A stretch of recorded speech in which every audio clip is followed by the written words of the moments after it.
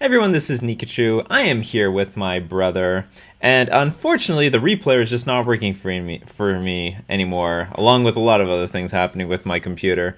But we can still continue the series. We'll make some adjustments. This is post GP Vegas Nikachu. And something I would like to work with more is more dismembers. I think more dismembers are good against Eldrazi and so on. So we're going to take out Tidebinder Mage, replace them with Dismember. Hopefully that will be great against them to destroy the Druid against the Counters Company deck. And for that reason, we're going to take out some Gut Shots. And I think did I take out anything else? Yeah, we took out 2 Gut Shots. And I think I had a bunch of space open. Anyway, I'm going to try out Ceremonious Rejection. Let's see where this takes us. Maybe it will be good against Affinity. I'll tell you what I feel about this card. It's definitely a good card, but it does open up the possibility for Tron, like Eldrazi Tron, to just keep in just a few chalices against us, especially if we are a Vapor Snag deck. If we're a Dismember deck, then it's just not going to make any sense. But if we're a Vapor Snag deck and they keep in just like 1 or 2 chalices, they can throw it on 1, and then boom, they counter Ceremonious Rejection, Vapor Snag, and Aether Vial, and occasionally Curse Catcher, and I believe that's worth it. Overall, still pretty good against Eldrazi Tron, and against Affinity, like I can definitely see it working, but I can also see ourselves being really choked on mana. I also can see it really working at first, but then but at some point they're going to see, oh my god, Merfolk is bringing in Ceremonious Rejection against us, and they can begin to sniff it out. You know, like in the beginning, they're just not going to see it coming, and they're gonna run right into the blowout. But in the future, they could play around it. So I want to know how good enough this card is going to be, really, in the other matchups like Bant Eldrazi or Affinity. So let's just go. We're gonna go to Bumtown. We're gonna go to Ponyland. Ponyland, Bumtown. Actually, it's really Ponyland. This hand feels terrible, and we're on the draw. So I think we can do a lot better than this. Oh my god, this is awful. I think again we can do better than this. This is the best. This is like our first hand. And I think. How good is this? Turn 3 we could play like Dismember and a Harbinger of the Tide, so I guess I'll put this on top. Not thrilled. Definitely not thrilled. You don't know what even they're playing. Storm. This hand gets worse and worse by the minute. We're up against Storm. If we nail our darn first thing. Yeah. It's a bit awkward. Maybe Island is not where we want to be. We might look like a control deck and they will not play out their creature. Or they recognize your name and they know exactly Let's play the creature anyway. Okay. I thought maybe they would play around Spell Snare, but or they have like multiples of this guy. Either way, I'm blowing it up. I can't have this guy hanging around. Die! Not gonna happen. Yep. Die with fire.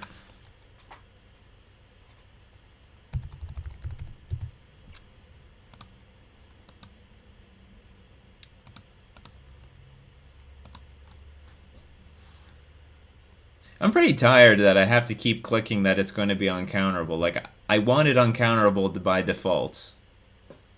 Is there a situation you don't want an uncounterable creature? Someone name it to me. Maybe you want to counter your own creature and then get Threshold or something. There's Barrel again. As foreseen... Well, if we can untap with this Mirror Reader, it's going to be pretty good, but the chances of that are slim to none. My other options are just play Lord of Atlantis, attack for 3, but I don't think so. I think I'm just going to tap out, hope that our opponent can't win next turn. Which honestly is very optimistic. It's really dangerous. Our opponent did miss a land drop. Maybe that's going to help us. But it's pretty optimistic to believe that Like, when Storm untaps with the creature, you're dead. You're just dead. Well, here's Sleight of Hand. Could be a sign of good things. Sleight of Hand takes up a lot of mana. So does Serum Visions. Alright, I like where this is going. Because when we can play Harbinger of the Tides and bounce that barrel back to their hand. That Baral, the Chief. Looks like a rebel to me. Looks like a dork. This is excellent. We get to untap. Or do we? Or are you going to get in there for one? You going to get in there for one? One damage? No, no one damage.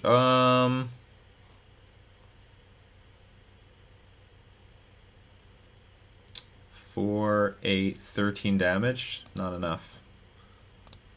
So we're not going to mess around. We're going to take care of this Baral. What did they do with their Serum Visions? Bottom. That's good news. Drawing land there would have been fantastic.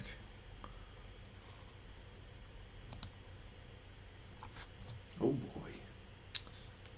I know.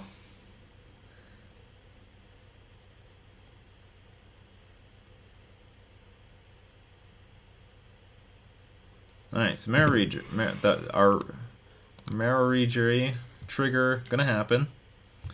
Gonna target that Barrel. The only thing you're gonna comply to is me.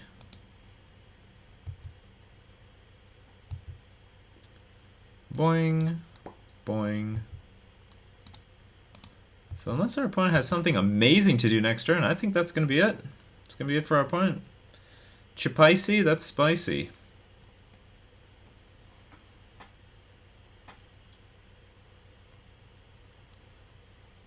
Even an Empty the Warrens won't get you out of this. Alright, there's Barl.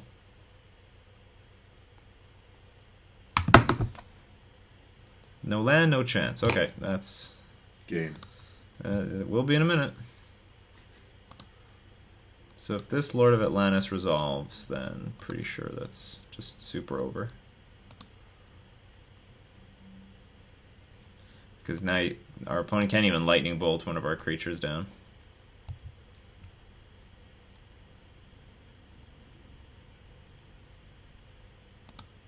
I'm lagging like crazy. Would you like to resign? I'm lagging like crazy, but not so much that I can't play this game.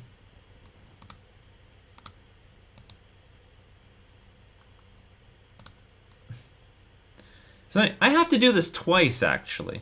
I have to declare that I am using that uncounterable mana twice.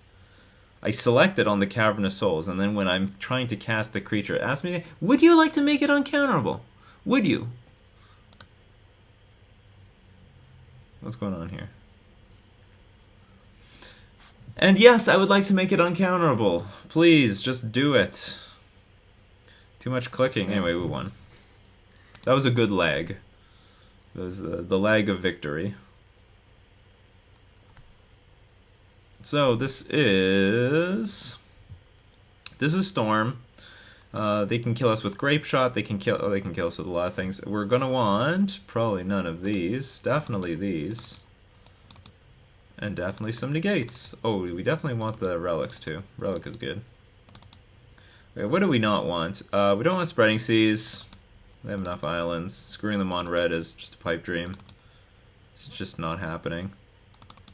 I'll take out one Master of Waves. I'm probably going to take out all the Mararegeries. Smuggler's Copter probably going to be good. I'll take out our Harbinger as well. The reason I'm leaving Master of Waves is if we're playing a good game, a good, slow, patient game, then Master of Waves can help like win it and close it out. There are definitely a lot of situations where they play like Grape Shot and kill off our creatures. And Master of Waves is going to have protection from that, plus Lightning Bolt, and can attack through an Empty the Warrens. And also, if our opponent does get off Empty the Warrens, Master of Waves can also help us stabilize against that. What he said. What I said, that's right. Listen, Nikachu. Master Wave's not bad in the Storm matchup. Not bad at all. There are worse things out there. Although I have to say, you know, Rajiri really shined last game, but there are so many situations where opponent untaps with that barrel and then we're just dead. Like, I feel like if I untapped with anything else, we might have won anyway. This hand is a bit dubious, but our opponent mulliganed. I'm going to keep this. It does need help. If we draw Smuggler's Copter, if we draw an island, if we draw Ether Vial, we're good. Dismember will hopefully just kill off 2 of his creatures. And we get the island. Excellent. Island on the way. Our opponent is stuck on a 1-lander. Okay, in light of this, I think I'm going to start... I'm going to play Ether Vial off the Mutavault, and in the future I'm going to attack with the Mutavault while holding up Dismember for the creature, if a creature ever hits the battlefield.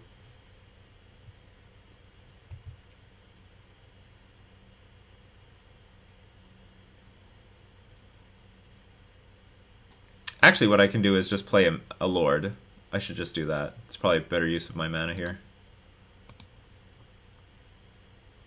We're going to play a Lord. Oh, I have Relic of Progenitus too. So many good things. You're too kind. Yeah. Random card generator. Too kind.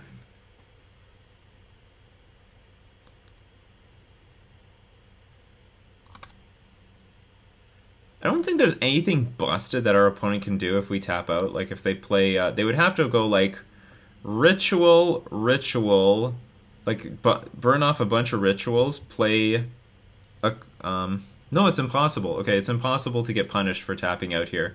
They have to tap out. Oh, no, it's got to be, like, Ritual, Manamorphose, play one of the creatures, and then do something insane.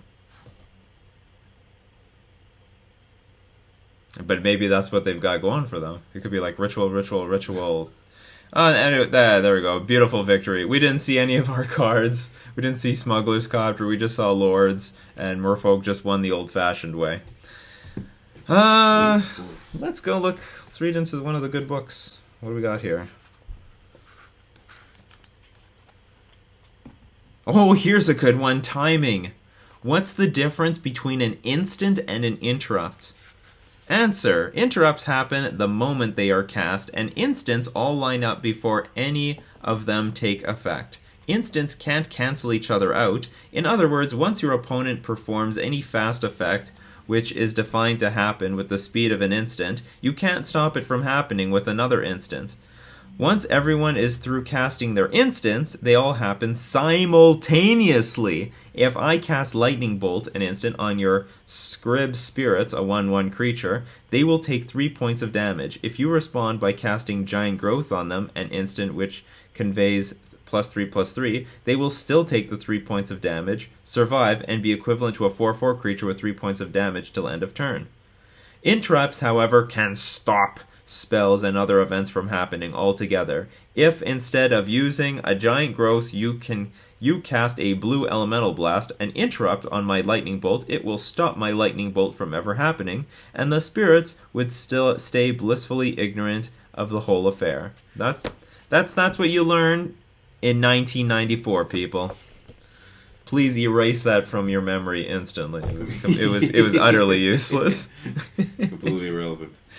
Interrupts are a relic of the past. So we're going to thank all our patrons supporting me on Patreon. Absolutely love you guys, you patrons. We're going to thank our sponsor, themanabase.com. That has been Nikachu and his brother playing Merfolk in Modern.